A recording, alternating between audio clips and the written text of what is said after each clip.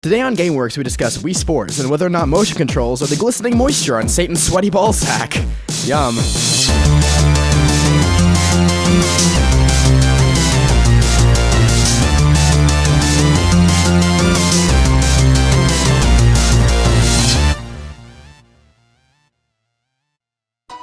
Okay, so maybe that's a slight exaggeration, but to really judge whether or not something is a success, or, good, at all, we have to look at what it was meant to do as compared to what it actually does. Back in 2006, because of the low sales figures of the GameCube and the consistently declining sales figures of each successive home console since the NES, Nintendo strove for a new, exciting direction for its game consoles. To this end, it introduced the Wii and its motion-controlled Wiimotes. Motion controls were intended to increase sales by doing two things for Nintendo: broaden their customer base to include new, more casual gamers, and provide more realistic movements for in-game actions to deepen immersion to appeal to hardcore gamers. Now, I'm sure we can all think of games in which motion controls were used horribly, but I'm not going to be taking the cheap shot, so no. Instead, we're going to look at the game that deploys potentially the best use of motion controls, the veritable king of player movement interface, Wii Sports. The game was developed by Software Development Group 2 inside of Nintendo, with the development being led by Katsuya Eguchi. They specifically tried to design the game so that both hardcore gamers and people who had never touched video games before could both feel involved and equally challenged. To that end, they stripped down many of the gameplay mechanics to simply swinging the Wiimote in various ways. The original E3 demo also included a Wii Sports Airplane, which was not included in the final Wii Sports release, potentially because Airplane is not a sport. It was, however, later added in some form to Wii Sports Resort, despite Airplane also not being something that you do at a resort. Besides simply being a launch title for the Wii Sports was also included as a sort of subtle tutorial on how the Wiimotes worked. It taught players about this new way to control games straight out of the box, so there wouldn't have to be any awkward learning curve later on with other, more complex games. Wii Sports is the best-selling game of all time.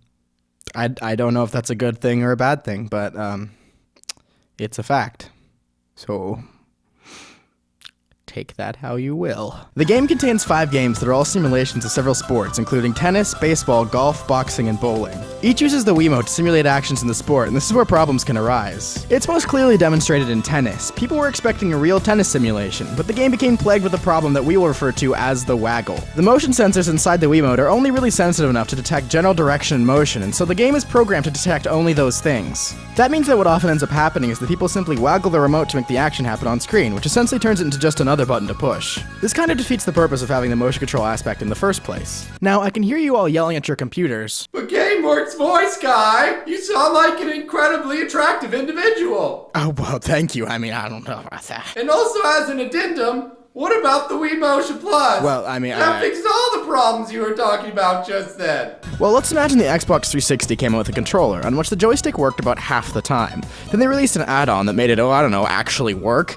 An add-on that you had to pay money for and is a necessary aspect to several games. That would suck.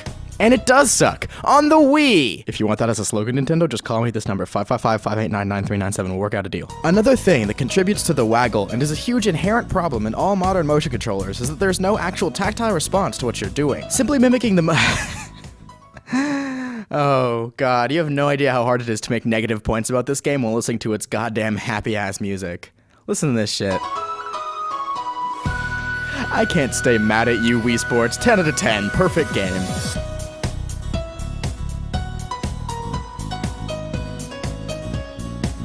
Sorry, I'll go back to making mean points again.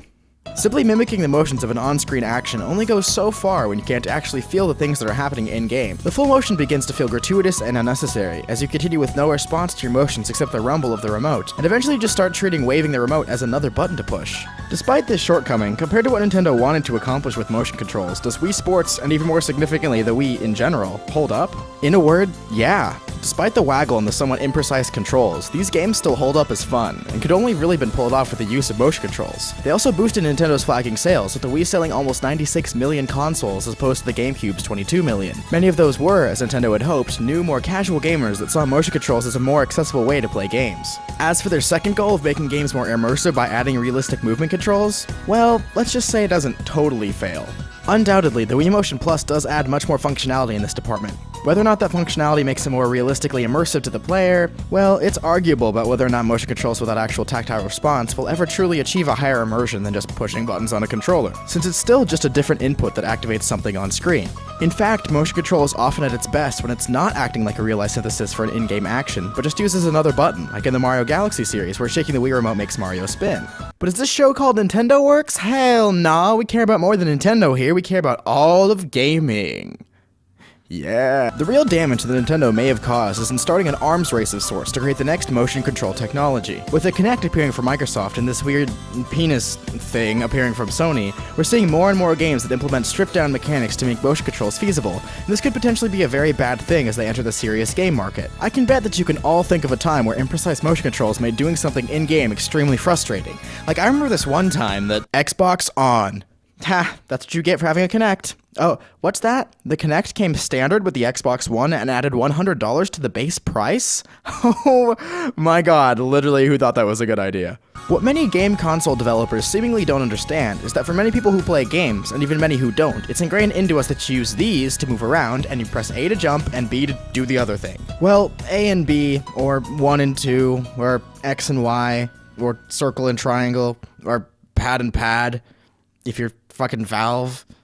What is this? With the precision that normal controllers provide, it's silly to try to bring inherently imprecise motion controls into more serious games. Sure, motion controls can have their place in fun party games or minigame collections, and they work in these kind of games very well. But until we have something advanced enough that I can actually feel the neck of an enemy soldier snapping under my fingertips, blood running down my arms as the bombs explode around me, killing countless numbers of my fellow soldiers, men whom I had come to call friends, brothers, countrymen, lend me your ears as I screamed unto the heavens, I have no son.